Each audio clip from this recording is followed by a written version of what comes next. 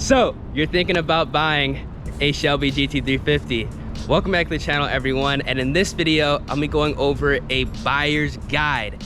Everything you need to know before pulling the trigger on a 2016 to a 2020 Shelby GT350. If you guys enjoyed the video, feel free to drop a like on the vid, subscribe to the channel, turn those post notifications.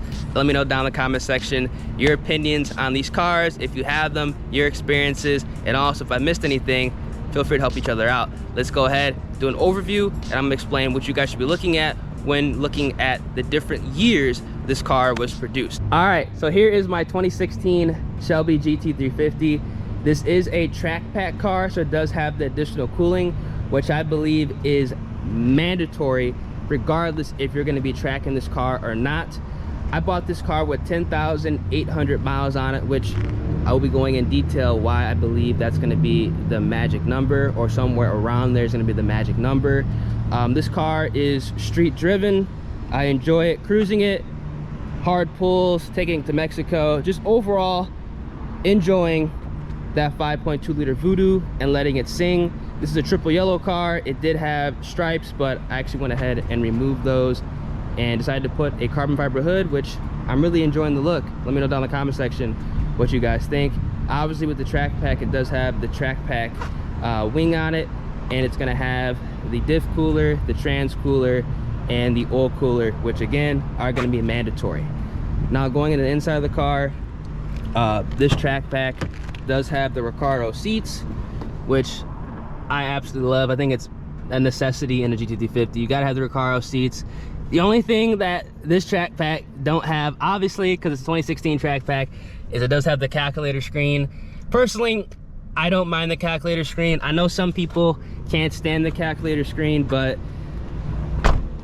my reasoning behind it is, I mean, I look at 3 monitors all day. The last thing I want to do when I get into a car is look at another monitor or a screen. So I don't mind the track pack, that's just me, but I know some people are gonna have their opinions on that. Now I'm gonna add this, all the GT350s 2017 and newer are all gonna come equipped with the track pack features by default. That's gonna be a huge positive. So if you are looking for a 2016 GT350 or you find a good deal on 2016 GT350, make sure it has the track pack.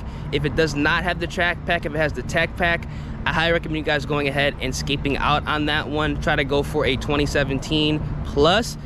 And honestly, the way the market is right now, the difference in price really isn't there. So you might as well just get the 2017 or the track pack 2016. Now, my 350 is not stock at all. This 350 has the Ford Performance catch cans. I have the passenger side as well as the driver's side over here. This car does have some stainless works catless long tube headers. It has, I believe, a Ford Performance X pipe, and then it does have the stock Ford Performance Borla catback exhaust. I bought this car basically stock. The only thing that was done to this car when I did buy it, it did have the catch cans, which was a huge positive, and it did have the OEM Plus option with the Borla Performance X Ford Performance exhaust. So that was pretty much everything that was on the car when I bought it. And also I do have a JLT Cold Air Intake. So this is pretty much damn near a full bolt-on 350 minus supported throttle body and intake manifold, but in all reality, those don't really give you any gains. So this is pretty much everything that I'm doing in the car NA wise before I do go ahead and boost it. Now, because this is a 2016 GT350 with the track pack option, it does have the Gen 1 Voodoo. The Gen 1 Voodoo was in the 2016s. There was a couple 2015 350s, but those are incredibly rare. Honestly, those are probably more expensive than the 2019s at this point, just because of how rare they are. But all the 2015, 2016 through 2018 350s have the Gen 1 Voodoo. Now, the Gen 1 versus the Gen 2 Voodoo, the price difference is going to be astronomical. The difference between a Gen 1 to a Gen 2 is going to be around $15,000 to $20,000 price difference. Now, the main differences between the Gen 1 and the Gen 2 are going to be the less chance of having the oil consumption issues, which is what a lot of people are afraid of when going ahead and picking up a 350. Now, my opinion on all of the oil consumption issues with these cars is, since this is a race motor, it's not just, you know, a motor you can jump into, change the oil every 5,000 miles. You're gonna have to take some extra care and precautions when going ahead and picking up these cars and obviously maintaining them.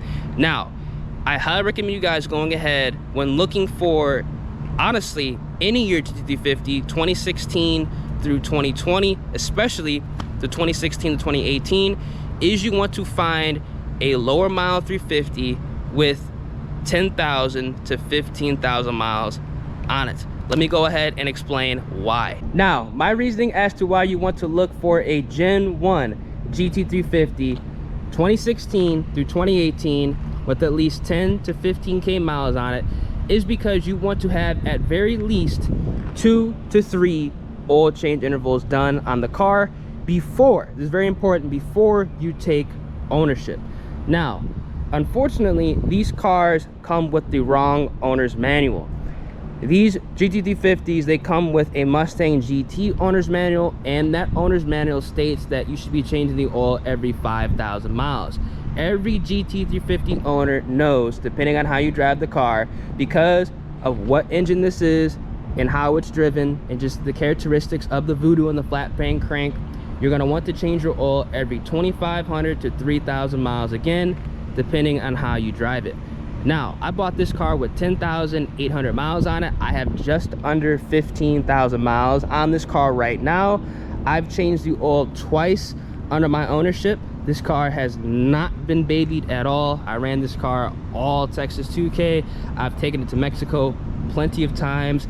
I've seen 8250 plenty of times. I mean, I have been truly enjoying this car. I mean, it's not stock, and I've put literally, you know, less than 5,000 miles on it, and I have noticed no oil consumption, and I think that's because of the way I went ahead and bought the car and the parameters I was looking for before pulling the trigger. Now, obviously, if you are still skeptical about buying a Gen 1 GT350, you can get an extended warranty from Ford or any other brand, and the powertrain warranty will warrant a brand new Gen 2 replacement, so you'll be good to go.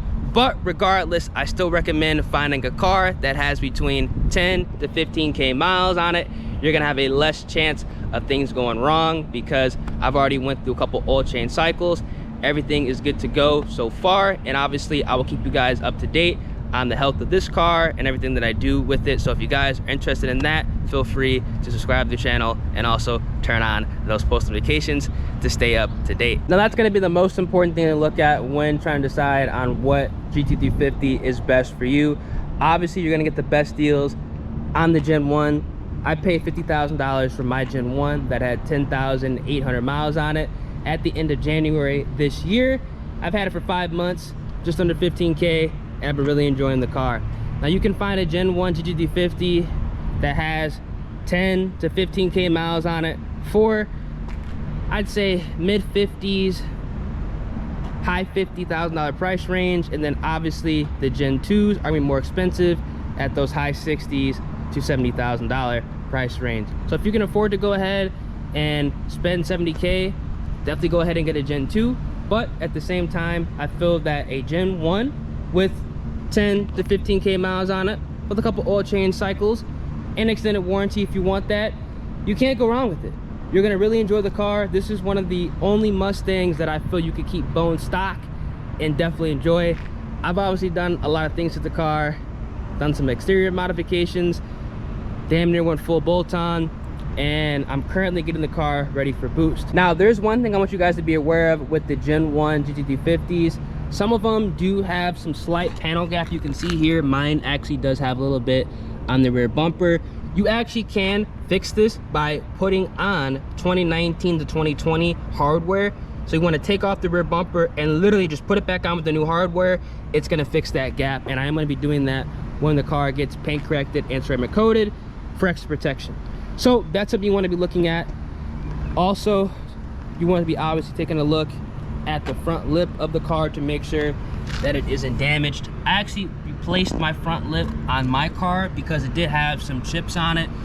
This car actually did have The stripes, I stripe deleted it and replaced the front lip at the same time, just to go ahead and clean up the look.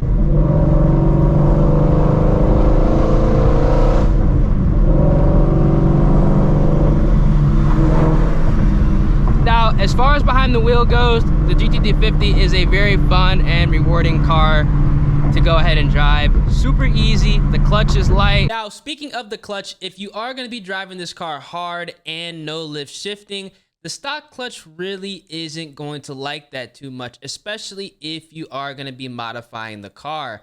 Now, I'm pretty much full bolt-on E85, and the stock clutch does slip in 4th gear under Watt.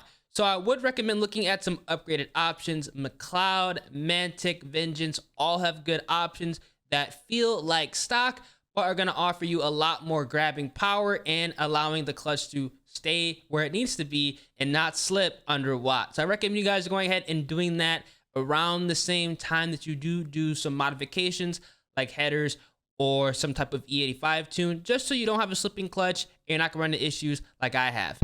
The shifter position is amazing. Tight, precise throws. You really can't go wrong with it. Now, as far as proper braking procedure, you want to make sure that your oil temperature is at least 180 degrees before you are going ahead and going Watt. If it's not 180 degrees, cruise the car, enjoy it. Ooh. Ooh. We're getting those pops and bangs until it gets up to temp. But I'm not gonna lie, guys, like, just cruising this car is very, very, very fun, dude. Like, I just love taking this like kind of route every time I jump in this car and just listen to the exhaust and just get a feel for the car, because at the end of the day, this is a driver's car and they are meant to be driven.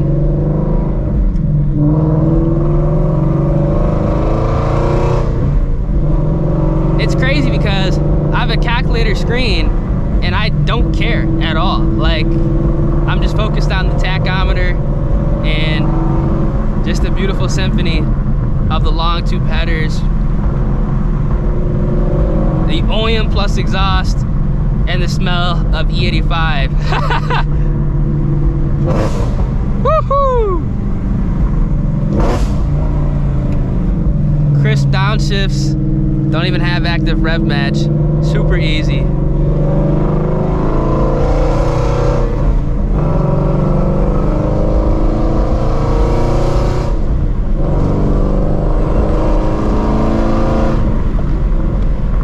Too crazy because I have not put the hood pins on yet, so I don't want the hood to fly off. But oh man,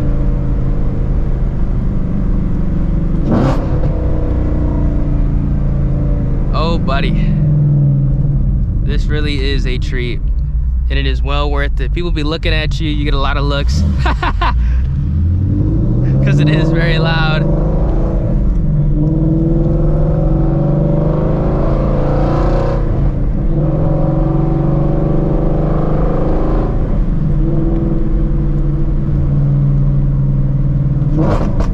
Oh my gosh. Whew. Overall, I think the GT350 is definitely a car worth picking up. It's truly a blast. So this video did help you guys out and kind of solidify your decision on picking one of these up. Let me know down in the comment section. And as always, make sure you guys drop a like on the video, subscribe to the channel, turn on those post notifications. Got a lot of things coming. Got a very important mod coming up in the next couple of days, and I can't wait to show it with you guys. So catch you guys in the next one. Deuces.